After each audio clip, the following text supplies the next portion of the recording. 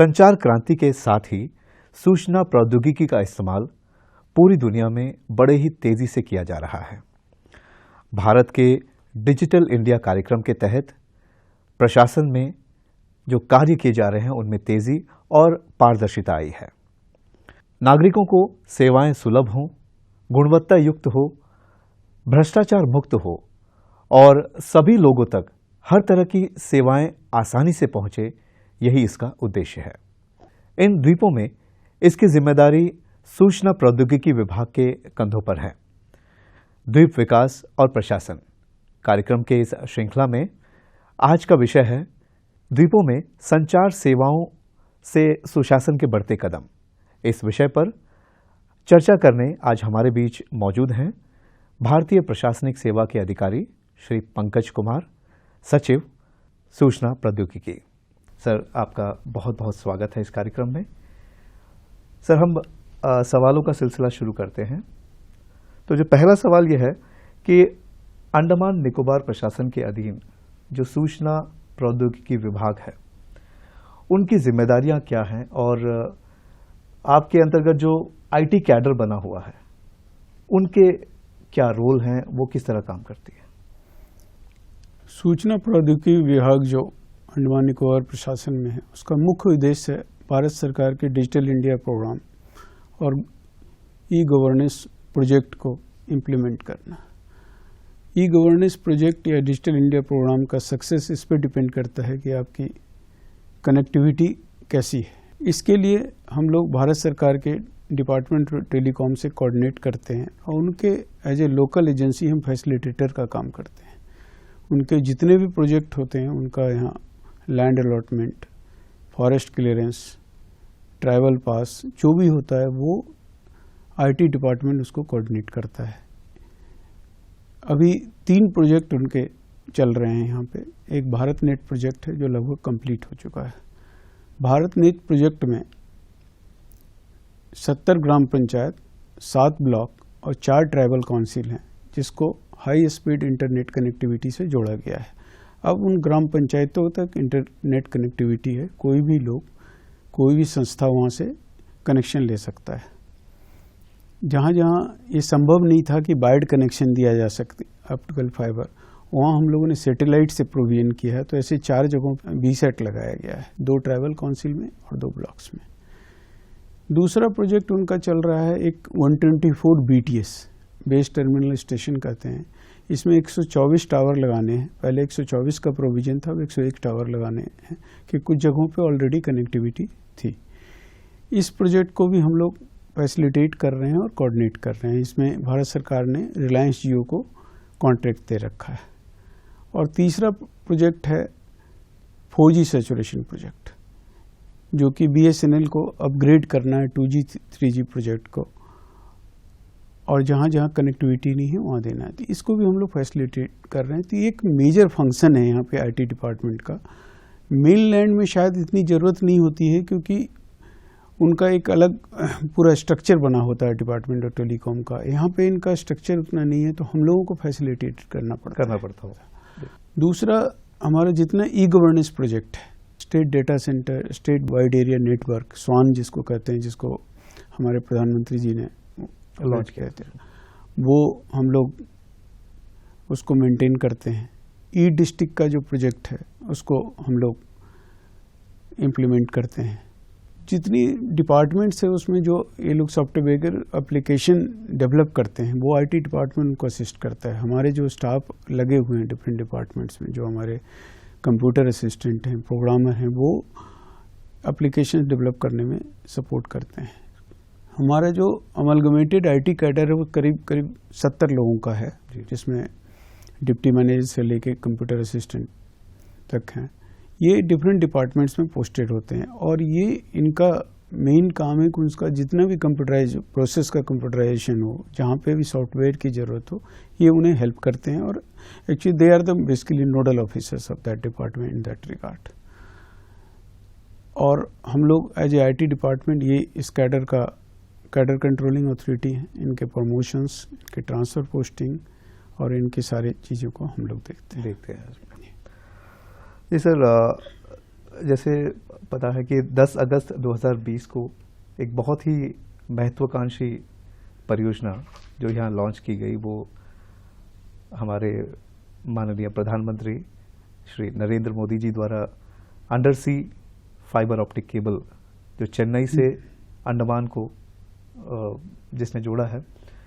तो ये जो परियोजना, ये सचमुच एक सपने जैसा है यहाँ के लोगों के लिए। तो आज लगभग 3 साल हो चुके हैं।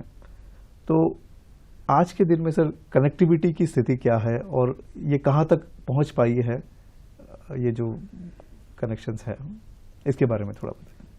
कैनी जो है एक मेजर माइलस्टोन है अंडमान निकोबार द्वीप के लिए। इसके पहले कनेक्टिविटी का बहुत प्रॉब्लम था और कैनी के आने के बाद से पहले हमारे पास 4.1 Gbps का बैंडविड्थ था, जो आज हमारे पास एबिलिटी है 200 Gbps का। हमारे पास 4 सर्विस प्रोवाइडर हैं अभी, BSNL, वोडाफोन, एयरटेल और जियो। लेकिन मेजर प्रेजेंस जो है सभी आइलैंड्स में है वो BSNL का ही है, क्योंकि ये 3 कॉमर्शियल सर्विस प्रोवाइडर्स हैं, वो अपना बिजनेस इकोनॉमिक्स देख के ही अपने टावर्स लगाते हैं या कनेक्टिविटी करते हैं। तो हम लोग करीब 200 Gbps में 90 Gbps अभी इन TSPs को अलॉट हुआ है या इन्होंने खरीदा है, आप कह सकते हैं। तो जैसे ज़रूरतें बढ़ेगी ये सर्विस प्रोवाइडर फर्दर अपना बैंडविड्थ लेंगे। पहले जो इंटरनेट स्पीड थी मैक्सिमम 1 Mbps था, अब 300 Mbps है। पहले जो वायर्ड कनेक्शन था 13,000 था टोटल अंडमान निकोबार आइलैंड में, आज के दिन में करीब 33,000 के आसपास है। पहले 4,76,000 मोबाइल कनेक्शन था, जो कि अभी 6,06,000 है। आप पॉपुलेशन के हिसाब से दे सकते हैं कि कनेक्टिविटी बहुत ज़्यादा है। पॉपुलेशन यहाँ का 2011 सेंसस के हिसाब से 3,80,000 है, वो अभी 4 लाख से ज़्यादा हुआ नहीं है। तो इन सब को आप देखते हुए कह सकते हैं कि कैनी के आने के बाद बहुत सारा चेंजेज हुआ है और कनेक्टिविटी बहुत ज़्यादा बढ़ा है। और बाकी के आइलैंड्स भी सर इससे अभी जुड़े हैं और बाकी के आइलैंड्स भी कनेक्टेड हुए हैं, लेकिन हाँ इसके साथ कुछ परेशानियां हैं जो अभी भी डिफिशिएंसीज हैं। लगभग कुछ आइलैंड्स हैं स्पेशली सॉदर्न ग्रुप्स में, टेरेसा हुआ, कचाल हुआ, चौड़ा हुआ, वहाँ कनेक्टिविटी का प्रॉब्लम है। जी, जो दूर दराज के इलाके हैं। लगभग 200 गांव भी हैं जो रिमोट एरियाज में हैं, उनमें अभी कनेक्टिविटी नहीं है। तो इसके लिए इन कनेक्टिविटी बढ़ाने के लिए हमने पहले भी चर्चा की थी कि 2 जो प्रोजेक्ट है, एक तो 124 BTS का प्रोजेक्ट है और एक 4G सैचुरेशन का। इसमें हम लोग इसको इन एरियाज को कवर करेंगे।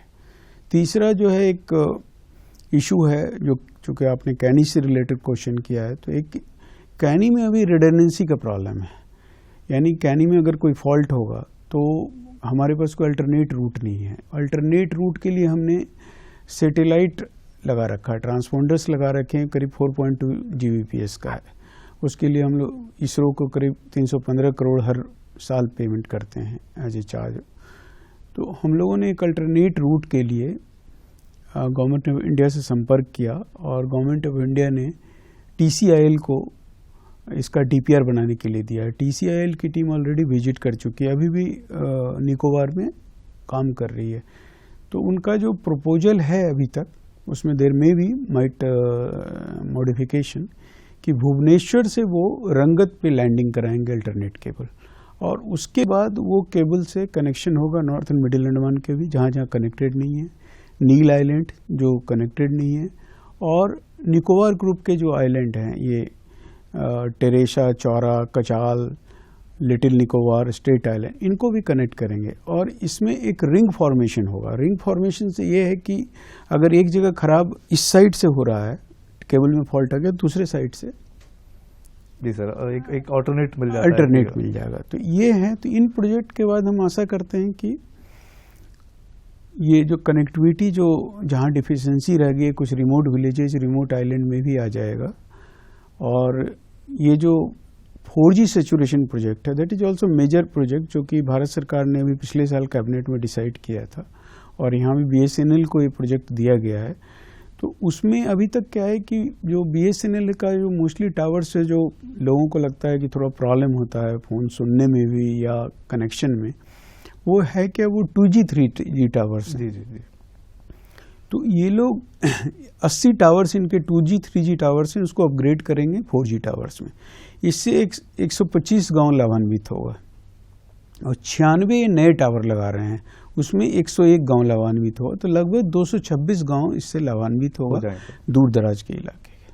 सर, मैं 4G सेवाओं पर आ रहा था कि 4G सेवाएं जो लॉन्च हो चुकी हैं, यहाँ पे भी आप देखते हैं कि कुछ जो प्राइवेट प्लेयर्स हैं वो 4G यूज़ करते हैं।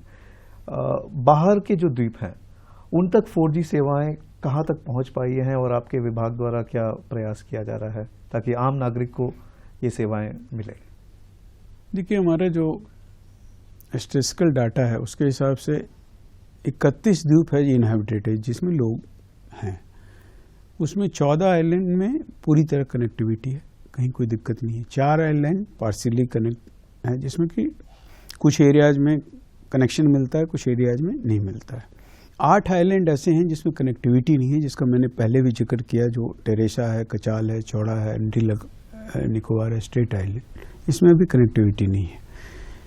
इसके अलावा 5 आइलैंड ऐसे हैं जो बेसिकली उसमें 4 जो है लुकआउट पोस्ट हैं और एक प्रिमिटिव ट्राइब का है सेंटिनल आइलैंड। तो हम लोगों ने ये 5 को छोड़ के रिमेनिंग सारे जो 8 आइलैंड हैं उसको, जैसा कि हमने पहले कहा, और 4 आइलैंड जहाँ पे अभी पार्शियल कनेक्टिविटी है, वो 3 प्रोजेक्ट के द्वारा, एक तो 4G सैचुरेशन, दूसरा 124 BTS का प्रोजेक्ट है और तीसरा जो हमारा कैनी सेकेंड फेज आएगा अल्टरनेट नोड, इसमें सारा कवर हो जाएगा, सारे आइलैंड्स उसमें कवर हो जाएंगे। तो हम एक्सपेक्ट कर सकते हैं कि बहुत जल्दी बाकी द्वीपों में भी ये सुविधाएं जो है 4G का उनको मिल जाएगा। 4G सैचुरेशन और 124 BTS 2023 में कंप्लीट हो जाएंगे। तो बहुत कम ही उसके बाद एरियाज बचेंगे जहाँ पे कनेक्टिविटी नहीं रहेगी, जो कि सेकंड फेज में कवर हो जाएगा। सर, हम ई गवर्नेंस पे थोड़ा बात करते हैं। तो अंडमान निकोबार द्वीपों में ई गवर्नेंस की स्थिति किस तरह की है और उसका इम्प्लीमेंटेशन में आपके डिपार्टमेंट का क्या रोल है और क्या कुछ हो रहा है आपकी तरफ से? 2019 से हम लोगों ने ई गवर्नेंस पे काम करना शुरू किया था। एक ई डिस्ट्रिक्ट MMP है, mission mode project, government of India का, जिसमें गवर्नमेंट ऑफ इंडिया फंड करती है। उसके तहत हम लोगों ने 96 सर्विसेज हैं जिसको आप कह सकते हैं गवर्नमेंट सिटीजन, यानी हम सर्विसेज प्रोवाइड करते हैं। जैसे कोई इनकम सर्टिफिकेट इशू होता है, कास्ट सर्टिफिकेट इशू, इन सर्विसेज को ऑलरेडी हम लोगों ने ऑनलाइन कर दिया है। 20 सर्विसेज पाइपलाइन में है जो ऑलरेडी उस पर कंसल्टेंट वर्कआउट कर रहा है, किसी भी समय उसको लॉन्च किया जा सकता है। इसके अलावा ये IT डिपार्टमेंट के द्वारा किया गया है। इसके अलावा डिफरेंट डिपार्टमेंट से भी अपनी बहुत सारी सर्विसेज को IT डिपार्टमेंट के असिस्टेंस से या NIC के असिस्टेंस से डिजिटाइज किया है। वो करीब करीब 147 सर्विसेज है। तो आप जहाँ तक देखेंगे कि आज के दिन में हमारे पास बिजली पे करने के लिए ऊर्जा पे का ऐप है, तो इस तरह की सभी सुविधाएं यहाँ पे उपलब्ध हैं। तो ई गवर्नेंस में एक नया माइलस्टोन आप पिछले साल अगस्त में हुआ कि हम लोगों ने ई ऑफिस इम्प्लीमेंट किया। दैट वो बहुत बड़ा मेजर माइलस्टोन है अंडमान जैसे छोटे प्रदेश और जहाँ पे रिमोटली ऑफिसेज कनेक्टेड हैं। पहले अगर मायाबंदर से एक फाइल आनी होती थी या निकोबार से एक फाइल आनी होती थी तो वो वहाँ से स्टाफ मॉर्निंग में शिप में देता था और शाम तक यहाँ पहुँचता था, अगले दिन होता था। मतलब इसमें ह्यूमन रिसोर्सेज का भी था, टाइम का भी था। अब ई ऑफिस के द्वारा चाहे निकोबार की फाइल हो, चाहे मायाबंदर की फाइल हो या दिगलीपुर की फाइल हो, आपको इमीडिएट विद इन सेकेंड आप वहाँ पे सबमिट करते हो फाइल, आप जिस भी ऑफिसर के पास भेजना चलते हो। तो ये एक मेजर है और ये हमने कोई स्पेसिफिक नहीं किया है। इसमें सारे सेक्रेटेरिएट, सारे डिपार्टमेंट, सारे डिस्ट्रिक्ट को इसमें जुड़ा हुआ है। इवन IT कैडर का बहुत बड़ा रोल है इसमें। इसको IT कैडर इसमें प्रशंसनीय काम किया है। उन्होंने बहुत कम समय में लगभग 3 से 4 वीक के बीच में पूरे अंडमान निकोबार प्रशासन को ई ऑफिस के द्वारा जोड़ दिया गया है। सर, मोबाइल ब्रॉडबैंड के जरिए आपका ई-कॉमर्स या टेलीमेडिसिन हो गया, टेली एजुकेशन है, इन सब चीज़ों को लेकर के आम नागरिक तक इसके ज़रिए पहुंचने को लेकर के आपके विभाग द्वारा क्या किया जा रहा है? किस तरह ये ब्रॉडबैंड की सेवाएं इन क्षेत्रों में यूज़ किया जा सकता है? देखिए, जब से कनेक्टिविटी बढ़ी है कैनी के आने के बाद से, और BSNL के द्वारा फाइबर ऑप्टिकल्स दिया गया है, आज FTTH कनेक्शन का कहीं कोई प्रॉब्लम नहीं है एक्सेप्ट कुछ एरिया जो हमने कहा। उसके बाद ई लर्निंग जिसको टेली एजुकेशन कहते हैं, उसमें काफ़ी बढ़ावा हुआ है। और इनफैक्ट पैंडेमिक के पीरियड में, कोरोना के पीरियड में पूरा प्रशासन ने अपने बच्चों को, चाहे वो स्कूल हो या कॉलेज हो, पूरा ऑनलाइन ही लर्निंग कराया है। और उस समय बहुत सारे जो प्राइवेट प्रैक्टिशनर्स थे उन्होंने भी टेलीमेडिसिन का यूज किया, जो ऑनलाइन उन्होंने एडवाइस दिया, ऑनलाइन कंसल्टेशन, ऑनलाइन मेडिसिन दिया है। तो ये बहुत बड़ा योगदान है कनेक्टिविटी बढ़ने का। और आज के दिन में यहाँ पे ऑनलाइन शॉपिंग में कोई दिक्कत नहीं है, आप ऑर्डर कर सकते हो अमेजन पे, फ्लिपकार्ट पे, यहाँ पे डिलीवरी हो जाती है। इवन फूड डिलीवरी भी होती है ऑनलाइन। और इवन आपको गिफ्ट करना है तो आपके बच्चे बाहर रहते हैं तो वो यहाँ पे कर सकते हैं, एड्रेस दे देंगे, वो यहाँ पे आपके बुके लेके आ जाएगा या केक लेके आ जाएगा। तो उसमें डेवलपमेंट हुआ है। टूर एंड ट्रेवल्स को जितनी बुकिंग है वो ऑनलाइन हो रही है, और जिसके कारण उनके टूरिस्ट बढ़ रहे हैं। टूरिज्म के क्षेत्र में इसका काफ़ी उपयोग हो रहा है। Most of the things, even जो है वाटर स्पोर्ट्स और जितने हैं सब ऑनलाइन बुकिंग हो रही है, पहले से ही बुक हो जाता है। इवन लाइट एंड शो सारे ऑनलाइन बुकिंग है। तो इसमें ब्रॉडबैंड और ये जो हमारी कनेक्टिविटी बढ़ी है उसमें काफ़ी उसका योगदान है। सर, IT के माध्यम से जो रोजगार के अवसर हैं उसकी क्या संभावनाएं हैं? जैसे कुछ साल पहले कुछ IT कंपनीज, इवन NASSCOM यहाँ आई थी, उन्होंने यहाँ विजिट किया था। तो जो यहाँ के युवा है उनके लिए IT फील्ड में क्या संभावनाएं हम यहाँ देखते हैं इन द्वीपों में? क्या वो एक्सपेक्ट कर सकते हैं? इसमें थोड़ा मैं बैकग्राउंड बताना चाहूँगा। 2017 में सबसे पहले एक बार NASSCOM के साथ वर्कशॉप हुआ था। NASSCOM एक नेशनल लेवल की ऑर्गेनाइजेशन है, सॉफ्टवेयर जो बनाती है कंपनीज।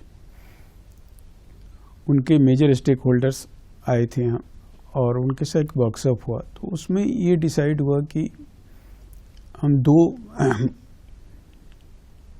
चीज़ों पे वर्क करेंगे, एक शॉर्ट टर्म मेजर, एक long term measure. Short term measure में था कि आप एक ऐसा इन्वायरमेंट बनाएं, वेयर हाउस बनाएं, जहाँ पे आप प्रोवाइड करें IT और IT रिलेटेड सर्विसेज, और स्टार्टअप जो कंपनीज है वो वहाँ के वर्क करें। उसके लिए हम लोगों ने एक 16 सीटर इंडस्ट्री डिपार्टमेंट में वर्क किया, और उसमें करीब करीब 8 एंटरप्रेन्योर ने भी उसमें पार्टिसिपेट भी किया, उसको यूज किया, रेंट आउट हुआ था वो जगह। दूसरा था लॉन्ग टर्म मेजर कि हम लोग IT और ITCT पे काम करें, IT सॉफ्टवेयर पार्क या ITCT पे। तो उस समय NASSCOM को लोगों का ये था व्यू कि अभी कनेक्टिविटी के प्रॉब्लम है, क्योंकि उस समय तक कैनी नहीं आया था। तो एक बार कैनी इम्प्लीमेंट हो जाता है तो हम लोग इस पे वर्क करेंगे, सॉफ्टवेयर पार्क और ITCT पे। इस बीच में 2020 का कोरोना हो गया, पैंडेमिक। कोरोना के कारण जो वर्क मॉडल था ये ऑफिस का, वो काफ़ी कुछ चेंज हो गया है। जितनी जो IT कंपनीज थी, पूरे कोरोना में उनके स्टाफ वर्क फ्रॉम होम से काम किया। और इन कोरोना ख़त्म होने के बाद भी बहुत सारी कंपनीज, जो बड़ी बड़ी कंपनीज हैं, TCS, विप्रो, ओसिस, ये अभी भी हाइब्रिड मॉडल पे काम कर रही हैं। यानी ये कुछ स्टाफ को अलाउ करती हैं घरों से काम करना, कुछ स्टाफ ऑफिस आके, या वीक में 3 दिन आप ऑफिस से हैं, 3 दिन घर से। इसलिए हमारा जो ITCT बनाने का वो था, इसमें थोड़ी सी अब चेंज की ज़रूरत है। हम उस मॉडल पे, क्योंकि हमारा मॉडल था, उसको हमने वर्ड दिया था वर्केशन, वर्क प्लस वेकेशन। यानी कोई कंपनी किसी अपने एम्प्लॉयज़ को 3 महीने के लिए भेज देगी, they will work from here, और साथ साथ उनका वेकेशन भी हो जाएगा फैमिली का। तो एक होता कि they will go again back to the mainland, और 9 महीने के लिए अच्छे से काम करेंगे। That was our model.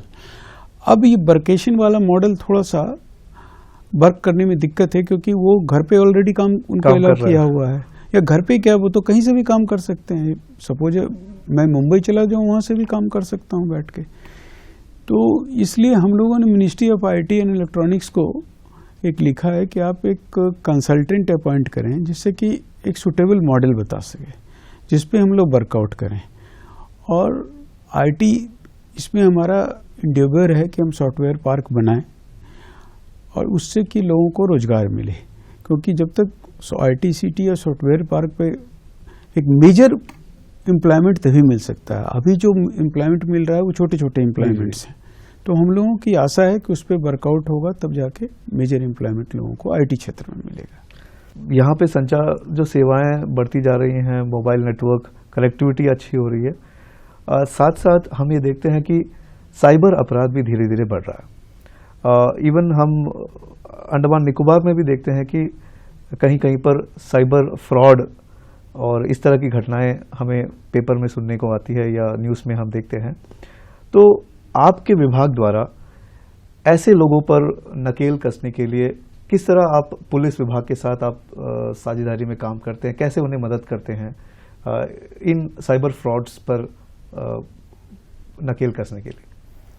देखिए, मैं आपकी बात से पूरी तरह सहमत हूँ कि जैसे जैसे टेक्नोलॉजी का एडवांसमेंट होता है इसका मिसयूज भी उसी तरह होता है। अब यह है कि मिसयूज को कैसे रोका जाए या मिनिमाइज किया जाए। तो साइबर जो फ्रॉड है बहुत तरह का होता है। एक तो फाइनेंशियल फ्रॉड है जिसमें लोग किसी तरह ओटीपी ले लेते हैं, या ये भी होता है कि आपका कुछ समय के लिए उस नंबर के मोबाइल को, आपके नंबर के मोबाइल को स्विच ऑफ कर दिया जाता है और सेम नंबर जो है किसी और को अलॉट हो जाता है। फिर आपके बैंक का जो ओटीपी है वो उसके पास जाता है और वो विड्रॉ कर लेता है पैसा। दूसरा एक होता है कि आपके वेबसाइट को हैक कर लेता है। तीसरा होता है कि आपके पास अनसॉलिसिटेड मैसेजेज आते हैं या अटैचमेंट आते हैं जिसमें वो आप करते हो, उसमें अगेन आपके साथ फ्रॉड होता है। तो इन सब को देखते हुए जो है आईटी डिपार्टमेंट यहाँ पुलिस को सपोर्ट करती है जहाँ भी टेक्निकल ज़रूरत है, और ये मेन फंक्शन जो है पुलिस डिपार्टमेंट का है, जो साइबर क्राइम को डिटेक्ट करना वो करना। लेकिन हम लोग इनको असिस्ट करते हैं जब भी ज़रूरत होती है, और इसमें बीच बीच में जागरूकता गवर्नमेंट इंडिया भी फैलाती है, हम लोग भी करते हैं। स्कूल के स्तर पे, कॉलेज के स्तर पे लोगों को बताया जाता है कि आप किसी को ओटीपी शेयर ना करें, स्पैम मेल है उसका अटैचमेंट ना खोलें, जो सिक्योर्ड साइट्स हैं उसी पे जाएं, जो HTTPS का साइट है उस पे जाएं, अनसिक्योर्ड साइट पे ना करें। तो ये एक जागरूकता भी हम लोग फैलाते हैं। दूसरा, जो कंप्यूटर प्रोसेस है जिसमें हैकिंग के चांसेस होते हैं, उसके लिए एक बना हुआ है ISO के तहत इंफॉर्मेशन सिस्टम मैनेजमेंट, ISM 27001 एक एप्लीकेशन है। वो हम लोगों ने गवर्नमेंट के सारे डिपार्टमेंट्स में कहा है उसको इम्प्लीमेंट करने के लिए। उसका एक SOP है कि आपको कैसे सॉफ्टवेयर रखना है और कैसे उसको हार्डवेयर को अपडेट करना है। तो ये सारी चीज़ें अब डिपार्टमेंट किया जा रहा है जिससे कि जो साइबर अटैक हो या जो वेबसाइट हैकिंग होती है वो ना हो सके। कोविड के बाद में हमने देखा कि ई लर्निंग को लेकर के बहुत ज़्यादा बच्चों में उत्सुकता है, और बहुत सारे ऑनलाइन ऐसे ऐप्स और एप्लीकेशंस भी आ गए हैं, और माता पिता भी बच्चों को ई लर्निंग के लिए मोबाइल थमा देते हैं।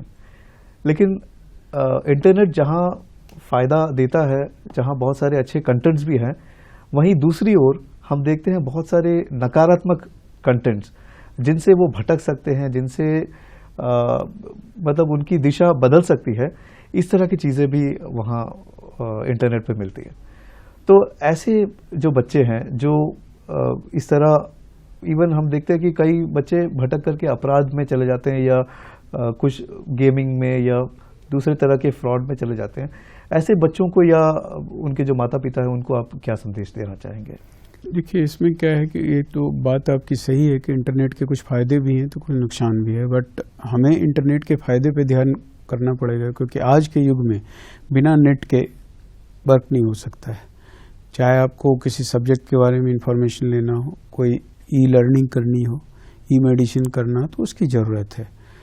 अब जो पेरेंट्स को ये वॉच करना पड़ेगा कि जितनी ज़रूरत है उसी के प्रोपोर्शनेट में उनका बच्चा कंप्यूटर को यूज कर रहा है, मोबाइल को यूज कर रहा है। आजकल मोबाइल में भी कंप्यूटर्स में पेरेंटल कंट्रोल फीचर्स आते हैं, उसके द्वारा जो अनवांटेड साइट्स हैं उसको पेरेंट्स उसको ब्लॉक कर सकते हैं।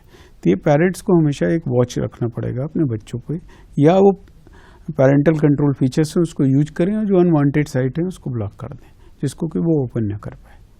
वो थोड़ा सा पेरेंट्स को भी ये ध्यान रखना पड़ेगा कि उनके बच्चे क्या देखते हैं। पेरेंट्स को हमेशा अपने बच्चों के एक्टिविटी पे तो ध्यान रखना ही पड़ता है।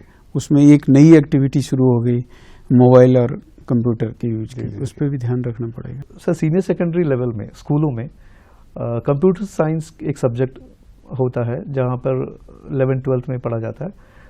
आजकल उसको लेकर के बच्चों में दिलचस्पी धीरे धीरे कम हो रही है, लेकिन समग्र शिक्षा अभियान, या हम बोल सकते हैं जो सरकार की एक स्कीम है, उसमें स्किल एजुकेशन, जो व्यावसायिक शिक्षा को लेकर के उन्होंने आईटी, इंफॉर्मेशन टेक्नोलॉजी एक सब्जेक्ट इंट्रोड्यूस किया है, ताकि ये जो बच्चे हैं वो 9वीं से लेकर के 12वीं तक जब ये सब्जेक्ट्स को पढ़ेंगे और जब वो 12वीं के बाद बाहर आएंगे तो व्यावसायिक रूप से इस सब्जेक्ट को अपने करियर को बनाने में यूज़ कर सकते हैं। इस पर आप क्या कहना चाहेंगे? किस तरह इन द्वीपों में ऐसे बच्चों के लिए किस तरह की संभावनाएं हैं अगर वो आईटी को एज अ सब्जेक्ट चूज करते हैं? देखिए, ये वोकेशन कोर्स या कंप्यूटर का जो कोर्स कराया गया था उसका पर्पस ये है भारत सरकार या लोकल प्रशासन को कि आप इसके बाद कुछ इस क्षेत्र में खुद से काम करें या कोई जॉब इससे रिलेटेड आपको मिल जाए, क्योंकि दूसरी जो ट्रेडिशनल पढ़ाई होती है उसमें आपको ग्रेजुएशन करना है, फिर आपको फर्दर एग्ज़ाम में बैठना है, कम्पिटिटिव एग्ज़ाम। तो आप लोकल स्तर पे कह सकते हैं कि बहुत ज़्यादा एम्प्लॉयमेंट नहीं है। जैसा मैंने पहले भी कहा कि जब तक कोई आईटी पार्क या उस तरह की आईटी सिटी नहीं बनती है तो बहुत ज़्यादा एम्प्लॉयमेंट नहीं है। एक हमने सीएससीज किया है, 102 सीएससीज हमारे सिटीजन सर्विस सेंटर, उसमें 1-2 लोगों को एम्प्लॉयमेंट मिल जाता है, वो प्राइवेट लोगों को हम अलॉट करते हैं डिफरेंट जगहों पे। लेकिन अब क्या है कि कंप्यूटराइज सारे डिपार्टमेंट ही कंप्यूटराइज हो रहे हैं, उसमें ही लोकल लोगों का है। डेटा एंट्री ऑपरेटर की ज़रूरत होती है जो हम लोग जेम के द्वारा भर्ती करते हैं, लेकिन वो लोग लोकली होते हैं, बच्चे लोकल होते हैं। हो सकता है वो एजेंसी मेनलैंड की हो बट बच्चे लोकली होते हैं। लैंड नेटवर्क लगाना है उसमें भी वर्कआउट करते हैं, प्लस डिजिटल मार्केटिंग वो कर सकते हैं, घर पे बैठे वर्क फ्रॉम होम कर सकते हैं, और भी बहुत सारे जो ऑनलाइन शॉपिंग है उस प्लेटफॉर्म से जुड़ सकते हैं, ऑनलाइन फूड डिलीवरी से जुड़ सकते हैं। यहाँ पे टूर एंड ट्रेवल टूरिज्म का अच्छा स्कोप है, वो काम कर सकते हैं। एज ए एंटरप्रेन्योर भी कर सकते हैं और एज ए एम्प्लॉय भी कर सकते हैं। एज आईटी प्रोफेशनल भी उसमें कुछ योगदान दे सकते हैं और वो जीवन यापन का भी उससे जरिया बन सकता है। सर, आगे फ्यूचर में आपके विभाग की क्या प्लानिंग्स हैं, क्या परियोजनाएं हैं इन द्वीपों के लिए, यहाँ के नागरिकों के लिए? आईटी जो डिपार्टमेंट है वो क्या कुछ करने जा रही है? जो हमारा डिपार्टमेंट का जो मेन उद्देश्य है अभी वो है लोगों को ऑनलाइन सर्विसेज डिलीवरी करना। जैसा कि हमने पहले बताया कि 96 सर्विसेज हो चुकी हैं, लेकिन हम चाहते ये हैं कि जितनी भी सर्विसेज हैं वो ऑनलाइन अप्लाई भी करें और उनका जो सर्टिफिकेट है या जो भी है वो ऑनलाइन उनकी डिलीवरी हो। तो ये हमारा फ्यूचर का प्लान है, उसका एक टाइमलाइन हम लोग बना रहे हैं कि इसको एक टाइम बाउंड मैनर में हम इम्प्लीमेंट करें। दूसरी कनेक्टिविटी का जो हमारा एक प्रोजेक्ट हम लोग जिस पे वर्कआउट कर रहे हैं, वो गवर्नमेंट ऑफ इंडिया का प्रोजेक्ट होगा, जो कैनी का सेकेंड फेज होगा जो अल्टरनेटिव, वो भी एक मेजर प्रोजेक्ट होगा। एक बार कैनी के अल्टरनेटिव फेज आ जाने के बाद कोई भी आइलैंड पे ऐसा नहीं होगा कि कनेक्टिविटी नहीं रहेगा। तो ये 2 मेन है कि ऑनलाइन आपको डिलीवरी मिले सर्विसेज का और जिससे आपको ऑफिस के वगैरह का चक्कर नहीं हो। तो आईटी का जो सदुपयोग हम उसी क्षेत्र में करना चाहते हैं। सर, अंत में सूचना प्रौद्योगिकी सचिव के रूप में आप आम नागरिकों को क्या संदेश देना चाहेंगे? मैं अंडमान निकोबार के आम नागरिकों को ही कहना चाहता हूँ कि सरकार ने कैनी में काफ़ी इन्वेस्टमेंट किया है और कनेक्टिविटी काफ़ी बढ़ी है। आप इसका सदुपयोग करें। जो यहाँ के बच्चे हैं, जो स्टूडेंट्स हैं, वो ई लर्निंग करें, ऑनलाइन लर्निंग करें। काफ़ी कंटेंट्स होता है जो बुक्स में अवेलेबल नहीं होता, वो आपको वहाँ मिलेगा। जो मेडिकल प्रोफेशनल्स हैं वो टेलीमेडिसिन के के लिए यूज कर सकते हैं कनेक्टिविटी का। जो एंटरप्रेन्योर हैं वो टूरिज्म में, टूर एंड ट्रेवल्स में इसका काम कर सकते हैं। जो लोग रोजगार चाहते हैं वो डिजिटल मार्केटिंग का काम कर सकते हैं। प्लस कनेक्टिविटी को यूज करते हुए वर्क फ्रॉम होम भी कर सकते हैं। जो जॉब हो सकता है मेनलैंड का हो वो आप यहाँ से कंप्लीट करके दे सकते हैं। सो कनेक्टिविटी का मैं यही चाहता हूँ कि आप पॉजिटिव यूज करें अपने लाइफ को इम्प्रूव करने में और अपनी लर्निंग को इम्प्रूव करने में, साथ साथ जो सर्विसेज देने में, चाहे वो टूरिज्म का सर्विसेज हो, टूर एंड ट्रेवल का सर्विसेज हो, मेडिकल सर्विसेज हो, उसको इम्प्रूव करें। सर, आप इस कार्यक्रम में आए और अपने विभाग द्वारा किए जा रहे जितने भी कार्य हैं, गतिविधियां हैं, उनके बारे में इतने विस्तार से आपने बताया, आपका बहुत बहुत धन्यवाद। बहुत बहुत शुक्रिया आपको हमें यहाँ निमंत्रित करने के लिए। दर्शकों, द्वीप विकास और प्रशासन श्रृंखला के अगली कड़ी में हम दूसरे किसी विभाग के गतिविधियों पर चर्चा करेंगे। तब तक के लिए धन्यवाद।